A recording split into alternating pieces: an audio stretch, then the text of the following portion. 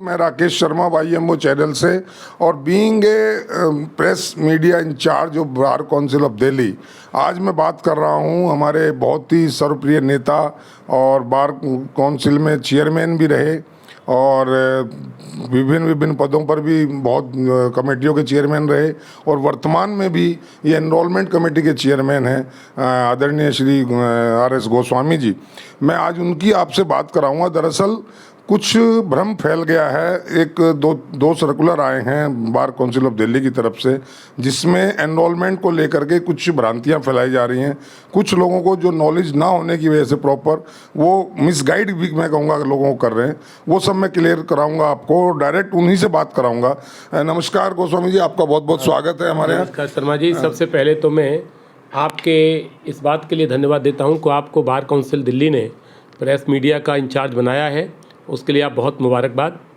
दूसरी बात, आपके चैनल को भी मुबारकबाद दूंगा जिससे आप काम कर रहे हैं कि आपके माध्यम से पूरी दिल्ली के वकीलों के हितों से संबंधित समय समय पर जो समस्याएं आती हैं, आप अपने इस चैनल के माध्यम से आम एडवोकेट तक अपनी बात पहुंचाते हो। इसके लिए मैं आपको तहे दिल से धन्यवाद करता हूं।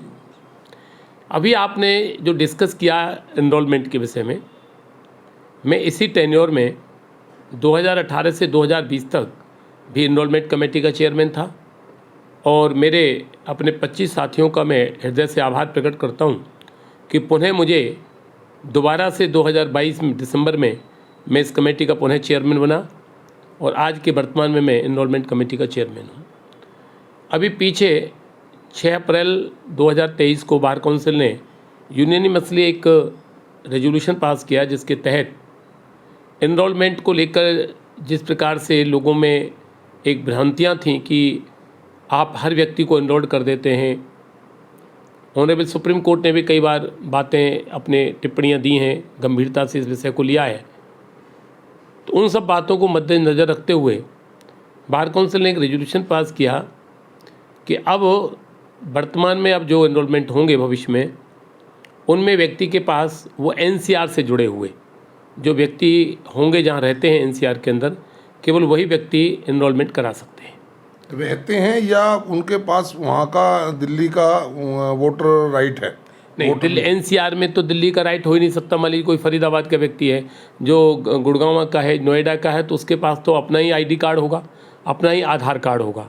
अब एनरोलमेंट को आधार कार्ड से जोड़ दिया है और वो भी NCR के लिए, जो NCR के मानचित्र पे आता है, जो भी, चाहे वो फरीदाबाद है, बल्लमगढ़ है, इधर गाज़ियाबाद है, जहाँ तक का। मैं इसमें थोड़ा सा इंटरप्ट करूँगा कि आम जो नया बच्चा आता है उसको इस बात को लेकर भी बड़ा कन्फ्यूज़न होगा कि NCR में मैं आता हूँ कि नहीं आता हूँ। उसका जवाब मैं इसके लिए एक सर्कुलर इशू हो कि ये शहर NCR में हमारे यहाँ। उसका आपको बड़ा क्लियरिटी कर देता हूँ।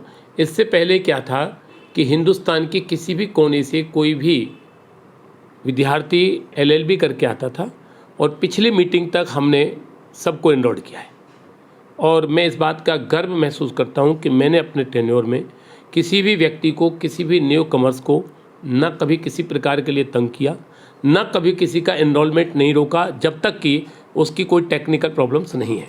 लेकिन अब सिंस जब बार काउंसिल दिल्ली ने रेजोल्यूशन पास किया है और उस रेजोल्यूशन के तहत NCR के दायरे में जो सेंट्रल गवर्नमेंट का नक्शा है उसके मुताबिक जो भी शहर आते हैं उन सबके एनरोलमेंट में कोई दिक्कत नहीं है। लेकिन यदि एक स्टूडेंट बाहर से पढ़ के आता है, मान लीजिए किसी स्टेट से, चाहे उड़ीसा है, चाहे वो बिहार है, चाहे वो बंगाल है, चाहे, और दिल्ली में आकर वो पहले एक रेंट एग्रीमेंट तैयार कराता था और उसके बाद वो अपना एनरोलमेंट कराता था, उस प्रोसीजर में फ़र्क आया है। अब वो एग्रीमेंट के आधार पर, रेंट एग्रीमेंट के आधार पर एनरोलमेंट कराने के लिए कैपेबल नहीं है। ये दिल्ली बार काउंसिल का रेजोल्यूशन है। नहीं तो वो अगर आकर के और अपना आई कार्ड, यहाँ का आधार कार्ड या वोटर कार्ड बनवा लेता है या आधार कार्ड ही बनवा लेता है तो फिर आप एनरोल कर देंगे, भले ही वो कल ही बनवाया हो? हाँ, बिल्कुल कर देंगे। वो करना पड़ेगा क्योंकि यदि रेजोल्यूशन में आई कार्ड और जो चीज़ कंडीशन है और वो फुलफिल करता है तो इसका मतलब स्थायी रूप से यहाँ रहेगा। बट ऐसा मैंने सुना है कि इसको चैलेंज किया गया हाई कोर्ट में। हाँ, ये मेरी नॉलेज में भी आई है कि हाई कोर्ट में इस बात का कोई पिटीशन डला है और जो भी आउटकम आएगा हाई कोर्ट का वो बार काउंसिल को मानना बार काउंसिल ऑफ दिल्ली इसके लिए मतलब कॉम्पिटेंट है, उसके पास पावर्स है इस तरह का रेजोल्यूशन पास करने का? हाँ, देखो यहाँ तो यदि हम दूसरे पॉइंट पर जाते हैं तो कानून तो यहाँ तक कहता है, नियम तो ये कहता है कि एक व्यक्ति यदि कोई भी दिल्ली सिटी से बाहर का है और वो एनरोलमेंट करा के वकालत वहाँ करता है, मेरा इसमें व्यक्तिगत विचार है, शायद हो सकता है कि मेरे कुछ साथी इससे सहमत ना हों, कि हमने एनरोलमेंट दिल्ली से कराया, प्रैक्टिस हम आउट ऑफ दिल्ली करते हैं, लेकिन जब सुविधाओं की बात आती है तो हमारा दिल्ली का व्यक्ति रह जाता है और वो अपनी वो जो कोर्ट फीस है, अपना जो स्टाम्प है वो वहाँ लगाता है। दिल्ली के वकीलों को उससे फ़ायदा क्या होता है? यदि मान लीजिए कोई व्यक्ति ने एनरोलमेंट करा के और गाजियाबाद में प्रैक्टिस करता है तो नियम के तहत तो 6 महीने के अंदर ट्रांसफ़र कराना चाहिए, क्योंकि वो अपनी बाहर में प्रैक्टिस करता है। लेकिन यदि वो ट्रांसफ़र नहीं कराता है, जो एडवोकेट वेलफेयर है, फंड ट्रस्ट कमेटी हमारे यहाँ, जहाँ पैसा हमारे पास वकीलों के वेलफेयर में आता है पैसा, जब वो वकालत ही दूसरी जगह करता है तो पैसा भी तो वहीं देता है। लेकिन एक लालच रहता है नेताओं को, हाँ, आप भी उनमें से एक हैं कि वोट उन्हें मिल सकती होगी। बिल्कुल, ये लालच रहता है और लालच के तहत ही सोचते हैं। और अभी भी जो, हाँ, इसमें भी 2 कैटेगरीज हैं। एक कैटेगरी वो है कि जो एनरोलमेंट कराने के बाद निवास उसने गाजियाबाद रख रखा है, नोएडा रख रखा है। हमारे कितने सीनियर काउंसिल हैं जो कि नोएडा रहते हैं, फरीदाबाद रहते हैं, गुड़गांव रहते हैं, लेकिन प्रैक्टिस वो दिल्ली में करते हैं। वो तो मैं कहता हूँ कि हर वेलफेयर के इंटाइटल्ड हैं, ये पूरा जीवन वो दिल्ली में दे रहे हैं।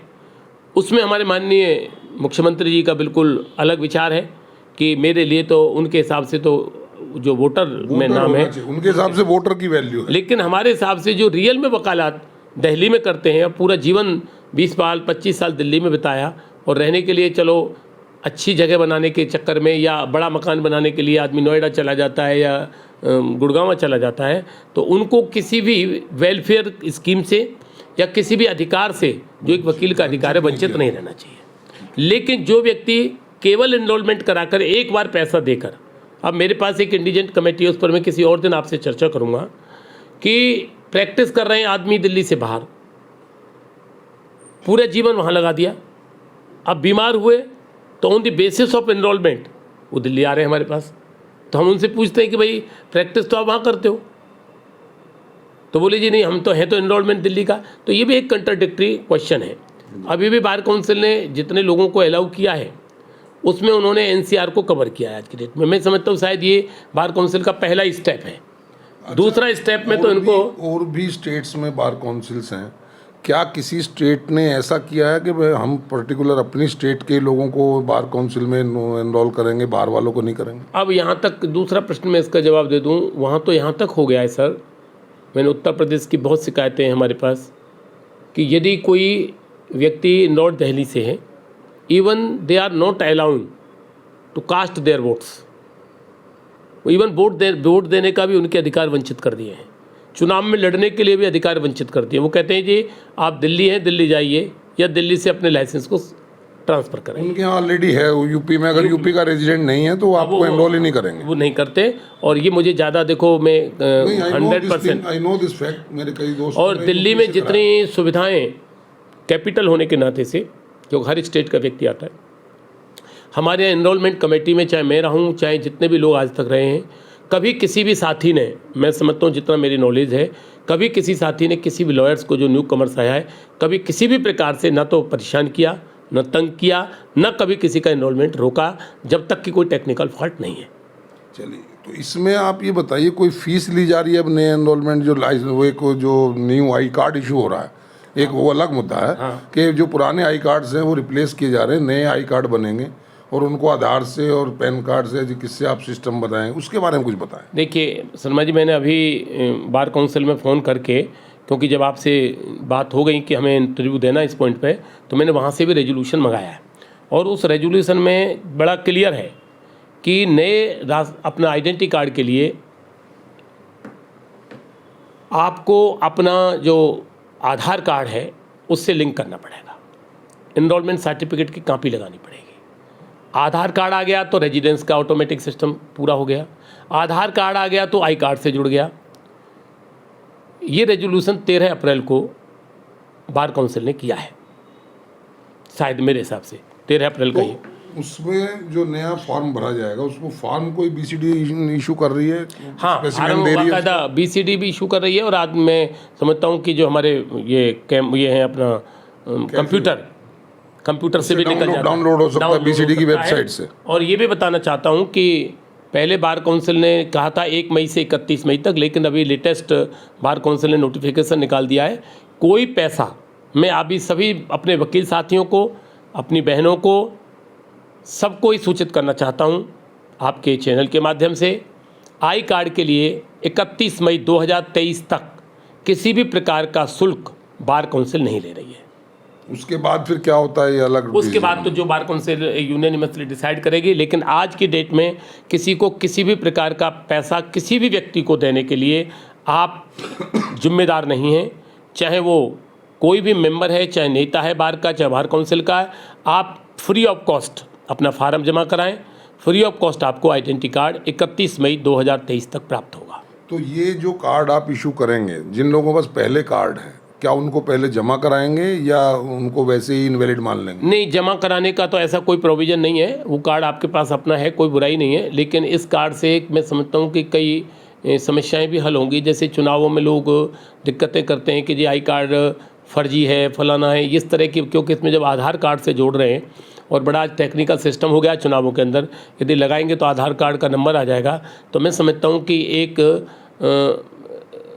फर्जीफिकेशन को रोकने का ये बार काउंसिल का पहला कदम है। और मैं समझता हूँ सारे बार एसोसिएशंस के पदाधिकारी इस बात का शायद सभी कंसेंट में हैं, और वो भी चाहते हैं कि इस तरह का फर्जीफिकेशन केवल बार काउंसिल के चुनाव में ही नहीं, बार एसोसिएशंस के चुनावों में भी रोका जाए। इसको जो ये आई कार्ड इशू करने वाला जो मैटर चला है, इसको लिया जा रहा है कुछ हलकों में कि ये कुछ लोगों के पास ऐसे वोट बैंक थे जो आउट ऑफ दिल्ली किसी भी स्टेट में थे, और उनको केवल, जैसे मैंने अभी इशारा किया कि वो सिर्फ वोट बैंक थे उनके, उस वोट बैंक सिस्टम को ख़त्म करने की तरफ तो ये कोई प्रयास नहीं। अब देखिए, इस बात को आप किसी भी ढंग से कह लीजिए कि जब बार काउंसिल कोई निर्णय लेती है और बार काउंसिल में बैठे हुए नेताओं के यदि किसी इंटरेस्ट में नुकसान होता है तो समाज हित में वो सबको छोड़ना पड़ता है। यदि किसी को नुकसान होगा भी, मैं कहता हूँ सभी को होगा, एक को नहीं होगा, सभी को होगा, लेकिन सभी को फ़ायदा भी होगा। यदि आदमी बाहर की वोट रखते हैं, आते हैं, लेकिन यदि फर्जीफिकेशन रुक गया तो दिल्ली में जब हम वकालत करते हैं, मैं छोटा सा इस बात पे भी अपनी असहमति जाहिर करना चाहता हूँ कि इनिशियल स्टेज पर आप कुछ भी कर सकते हैं, लेकिन जब आप दिल्ली के अंदर वकालत कर रहे हैं, और आज कोई भी मेंबर ऐसा नहीं है जो कि 25 और 30 साल से प्रैक्टिस नीचे है, हर व्यक्ति दिल्ली में हर मेंबर का, हर नेता का काम जानती है, चाहे वो बार एसोसिएशन का लीडरशिप रहा हो, चाहे बार काउंसिल के लीडरशिप रहा हो। मुझे इस बात का गर्व है और मैं धन्यवाद हूँ अपने साथियों का, आभार प्रकट करता हूँ पूरी बार का कि मुझे 3 बार बार काउंसिल में चुनकर भेजा है। और मुझे कभी नहीं पता होता, शर्मा जी, मैं आपके माध्यम से बड़ा स्पष्ट कर देना चाहता हूँ। दरअसल वो आपको नहीं चुन रहे हैं, आपके वर्क को चुन रहे हैं, बिकॉज आपका जो वर्क है वो बिना किसी दाग धब्बे के है और बिना किसी लाग लपेट के है। स्पष्टपादिता आपके मुझे ये नहीं पता कि कौन मेरा वोटर है, कौन वोटर है। चुनने के बाद आपके सब भाई हैं, परिवार के हैं। और मैं तो हर मंच पर कहता हूँ, परसों आप भी मेरे साथ एक कार्यक्रम में थे, मैंने कहा कि दुनिया को यदि सीखना है तो हमारे वकील साथियों से सीखो। ना हमारे यहाँ कोई धर्म होता है, ना हमारे यहाँ कोई जाति होती है। यही बात मैंने अभी अंबेडकर जयंती का कार्यक्रम था रोहिणी में, मैंने वहाँ भी ये बात स्पष्ट करी कि हमको अपने महापुरुषों को किसी जाति, समुदाय और धर्म से नहीं जोड़ना चाहिए। चलिए, एक सवाल और आ रहा है कि टोटल लगभग कितने मेंबर्स अभी बीसीडी में एनरोल्ड है, कुछ आइडिया? हाँ, बिल्कुल आइडिया है। करीब मैं समझता हूँ 1,40,000 टच कर गए हैं मेरे नॉलेज से। तो 1,40,000 आई कार्ड, 1 महीने का जो टाइम दिया गया, 1 मई से लेकर 31 मई तक, क्या ये अनसफिशिएंट नहीं? मैं इस बात पर चेयरमैन साहब से ज़रूर बात करूँगा, और बार काउंसिल में भी एक मुद्दा हम उठाएंगे कि यदि हमारा काम एक सक्सेसफुल शुरू हो गया तो मैं तो उनसे एक प्रार्थना और करूंगा कि हर बार एसोसिएशंस में हम अपने मेंबरान को भेजकर वहाँ, चाहे हमें किसी भी तरीके का कैंप लगाना पड़े। जैसे मुझे याद है सर, जब ये एडवोकेट वेलफेयर फंड बना था तो किसी को नहीं पता था, और जब मैं सेक्रेटरी था बार काउंसिल में 2006 से 8 तक, मैंने पूरे दिल्ली के कोर्टों में जाकर अपने साथी मेंबरान को साथ लेकर वहाँ कैंप लगाए और उसका परिणाम निकला कि उस समय मैक्सिमम लोग वेलफेयर स्कीम से आज भी फ़ायदा उठा रहे हैं। मैं इसके लिए प्रार्थना करूंगा अपनी बार काउंसिल के साथियों से भी कि हम 31 मई तक का टारगेट को तो हमें आगे बढ़ाना पड़ेगा, और साथ ही हमको हर बार में जुलाई से एक कैंप का प्रोविज़न हमें रखना पड़ेगा, जिससे हर अवेयरनेस रहे लोगों में कि भाई हमें आइडेंटिटी कार्ड बनाना, और जितने भी बारों के पदाधिकारीगण हैं उनके सहयोग से, उनके प्यार से, उनके कोऑपरेशन से, कोऑर्डिनेशन कमेटी के कोऑपरेशन से इसको एक अभियान का रूप देना चाहेंगे। बिकॉज 1 लाख का मतलब है कि 3000 कार्ड्स आपके रोज शायद आप भी बने। मेरी बात से सहमत जी, होंगे कि बार बिल्कुल। काउंसिल को कैंप लगाने एक पड़ेंगे। सवाल और इसी में उठता है सर कि ये जो नए आई कार्ड बनेंगे, ये नए आई कार्ड आधार से लिंक होंगे, और नई पॉलिसी के तहत जो नया एनरोलमेंट होगा वो आधार कार्ड एनसीआर के दायरे में होना चाहिए। तो क्या ऑलरेडी जो एनरोल है, भले ही वो बिहार का है, भले ही वो उड़ीसा का है, एमपी का है, कहीं का भी है, केरला का है, क्या उसका अब जो आप आई कार्ड बनाएंगे उसको कौन से आधार कार्ड से देखेंगे? उसको, उसका तो पास तो आधार कार्ड उसी स्टेट का है, दिल्ली एनसीआर का नहीं है, क्या उसको आप आई कार्ड इशू करेंगे? ये आपका बहुत बढ़िया प्रश्न है। सबसे पहले तो इसमें ये देखा जाएगा कि जिस दिन से वो एनरोल्ड हुआ है उसके बाद क्या दिल्ली में उसने अपना आधार कार्ड बनवाया? यदि एक सपोज नहीं है, उसके बाद महाराष्ट्र का ही है, तो इसका जहाँ तक सवाल है, इस बात का क्लैरिफिकेशन अभी तक बार काउंसिल के मीटिंग में नहीं आया है। ये जब आई कार्ड बनेंगे और ये समस्याएं आएंगी तो शायद इस बात तो हमें पहले ही क्लियर करना पड़ेगा। मैं being in charge of the media cell, ये लोग पूछ रहे हैं सवाल कि जी मेरा तो उत्तराखंड का था और मैंने एनरोलमेंट यहाँ करा लिया, भले ही अब मैं उत्तराखंड ही करता हूँ, तो क्या मुझे अब bar council of Delhi I card issue करके देगी? मैं अभी आपको 1 सेकंड में मैं बार काउंसिल में क्लियर कर देता हूँ, क्योंकि ये रेजोल्यूशन अभी तक कहीं नहीं इस आया बारे है। में साइलेंट है सर। हाँ, मैंने पढ़ा है, इस बारे में साइलेंट है। तो मैं सिर्फ जानना यही चाह रहा था, ये 2-3 सवाल मेरे हैं कि इसमें एक तो पैसा आप नहीं ले रहे हैं, कोई भी नए आई कार्ड का कोई पैसा नहीं ले रहे हैं, उसमें आप फोटो और वो सारा जो है डाउनलोड करवा रहे हैं जी। दूसरी, इसमें जो फॉर्म है वो उसका स्पेसिमेन आपकी वेबसाइट पर है? बिल्कुल है सर। वही फॉर्म चलेगा भरा और कोई जाएगा? फॉर्म नहीं चलेगा? नहीं, बिल्कुल नहीं। बिल्कुल ठीक है। तो मैं एक सवाल, हालांकि अभी हम बात इसी टॉपिक पे कर रहे थे, लेकिन एक बहुत ही ज्वलनशील मुद्दा आ गया है जो उसमें जिसको लेकर के तमाम एडवोकेट्स में खलबली है। जी सर। मैं समय केवल 1 मिनट का लूँगा आपका। मुद्दा ये है कि verification of advocates their degrees as per the order of honourable Supreme Court, ये एक स्टार्ट किया गया अभियान। इसमें बहुत सारे वकीलों की, एक मैं कहता हूँ मासिस की एक अपील है, और यह यूँ को ये की डिमांड है कि इसकी वेरिफिकेशन जो आखिरी पायदान का एडवोकेट है, मींस जो बिल्कुल जूनियर है, अभी जिसने कल ही एनरोल कराया है या 1 महीना पहले कराया, उसका बाद में करें। क्या एक एग्जाम्पलरी तौर पर बार काउंसिल ऑफ दिल्ली के जो 25 हमारे मेंबरान हैं, वो एक एग्जाम्पल देते हुए कि हम अपना वेरिफिकेशन विद इन 1 वीक खुद ही करवा रहे हैं और इसको हम पब्लिक डोमेन में डाल रहे हैं कि ये हमारी डिग्रीज हैं, ये हमारा सिस्टम है, और हम उसको पब्लिक डोमेन में डाल के दिखाना चाहते हैं कि हमने ये स्टार्ट कर दिया। सेकंड फेज़ में जितने बार एसोसिएशंस हैं, उनके जो प्रेजेंट में पदाधिकारी हैं, ऑफिस वीरर्स हैं, या जो रहे हैं, वो एक 200-400 आदमियों का ग्रुप, सबसे पहले उनकी वेरिफिकेशन हो जाए तो एक एग्जाम्पल बन जाएगा। फिर इसमें इफ एंड व्हाट नहीं रहेगा।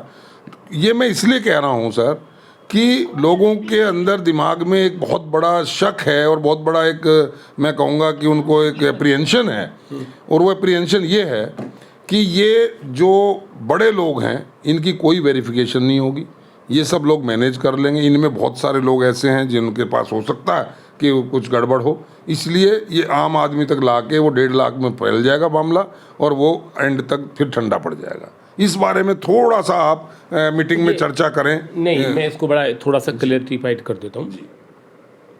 जो मेरी नॉलेज में है, बार काउंसिल दिल्ली में मैक्सिमम वेरिफिकेशन हो चुका है बार काउंसिल का, क्योंकि पिछले इलेक्शन से में भी ये सुप्रीम कोर्ट का ऑर्डर था, और हमारे हर मीटिंग के बाद भी हम कोशिश करते हैं कि उसको वेरिफिकेशन कराएं। बार काउंसिल के मैक्सिमम मेंबरों का, मैं समझता हूँ जनरल सभी मेंबरों का वेरिफिकेशन मेरी नॉलेज के मुताबिक हो चुका है। ऐसा नहीं है कि कोई मेंबर का कोई इंडिविजुअल कराने थोड़ी जाता है, मेंबरशिप अभी मैं बार काउंसिल में फ़ोन किया है, मैं ज़रा उनसे पूछ रहा हूँ। विनोद जी, एक बात बताओ, हेलो, कि हमारे यहाँ कितना वेरिफिकेशन हो चुका है? करीब लगभग 70,000 इनरोलमेंट सर्टिफिकेट अब तक वेरीफाई हो चुके हैं पॉजिटिव। क्या ये भी आंकड़ा है कि इन 70,000 में कितने फेक पाए गए? हाँ, इसमें अंदाज कितने फेक पाए गए हैं?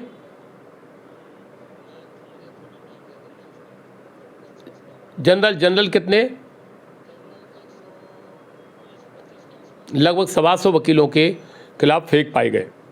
अच्छा, दूसरा प्रश्न ये था कि हमारे जो मेंबर्स हैं बार काउंसिल के, सिटिंग्स थे या पैसे थे, हमारे मैक्सिमम सबके हो गए हैं या रह गई हैं किसी की? मैक्सिमम हो चुके हैं। मैक्सिमम या सबका? सबका तो देखो, तो पता एक आध दो का नहीं आया, क्योंकि हर यूनिवर्सिटी से पढ़े हुए हैं, तो मैक्सिमम्स का वेरिफिकेशन हो चुका है। इसको पब्लिक डोमेन में डाल रहे हैं जिनका बिल्कुल बिल्कुल, जो वेरिफिकेशन हम लोग कर रहे हैं वो आके आ रहा है, तो क्या हम उसको उसमें डाल रहे हैं अपनी वेबसाइट पर? सिर्फ फेक का डाल रहे हैं? आई थिंक फेक का डाल रहे हैं। अप टू डेट का अपडेट करते रहते हैं। और यदि कोई व्यक्ति मांगना चाहता है तो आप बता भी सकते हैं कि इसका क्या रिजल्ट है, देखते अपडेट है।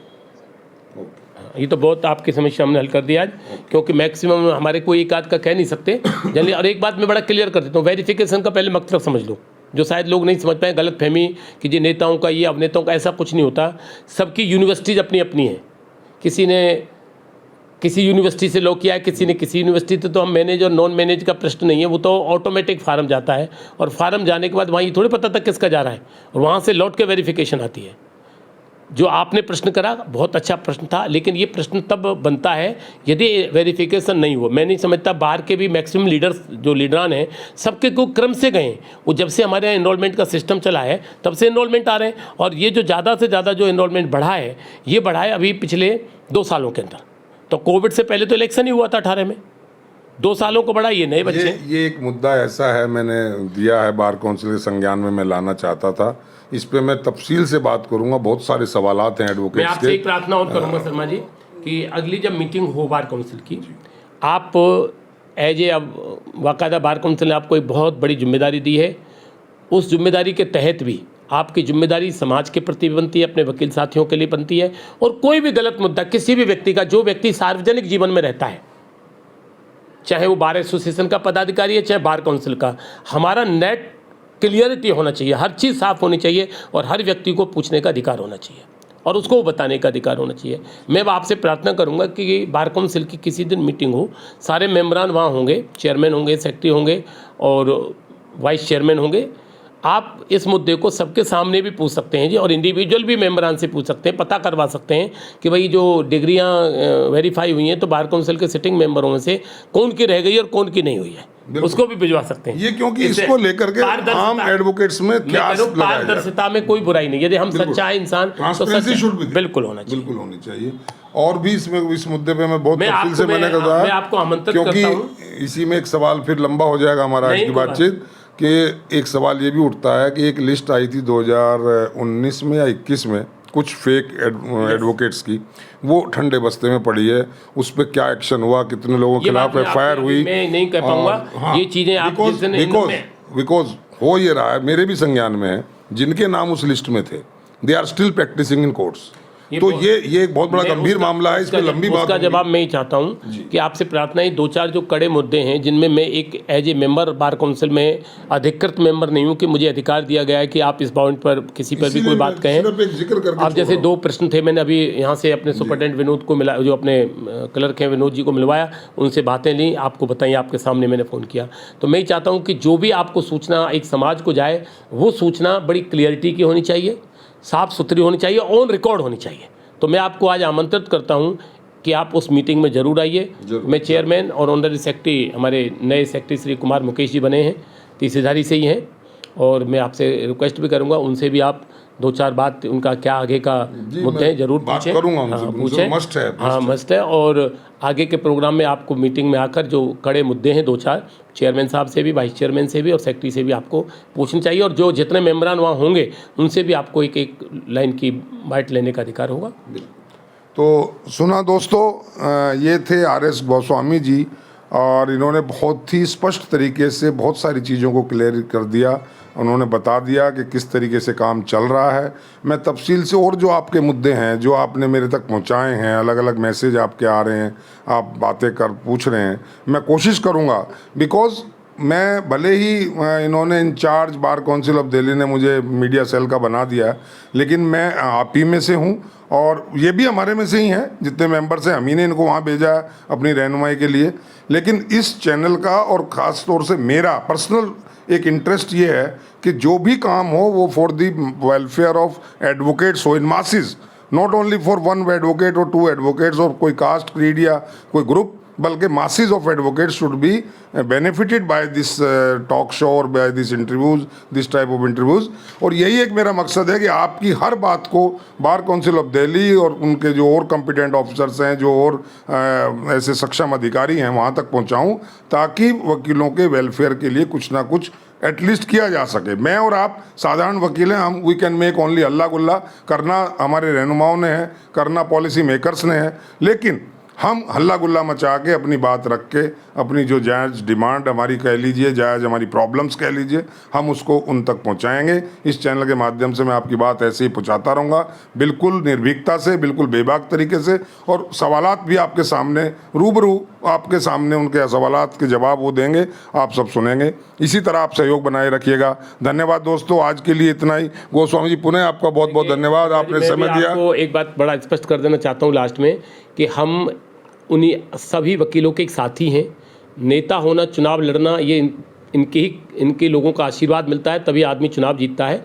मैं तो एक बात कहूँगा, हमें बड़ी स्पष्ट तरीके से सभी की जिम्मेदारी बनती है, वकीलों के हित में जो काम किया जा सकता है हमको नुमाइंदे होने के नाते, और हमारी फ़र्ज और जिम्मेदारियाँ बढ़ जाती हैं, हमको करना चाहिए। लेकिन आपके चैनल को मैं पुनः धन्यवाद इसलिए कर रहा हूँ कि आज आप ऑफिस में आए, आपने अपना समय दिया, इसके लिए मैं हृदय से आपका आभार प्रकट करता हूँ। और वकीलों की कोई भी समस्या, और आप बड़े निर्भीकता से आप पूछते हैं हर व्यक्ति से, हर नेता से, इसके लिए मैं आपका आभार प्रकट करता हूँ। बहुत बहुत धन्यवाद।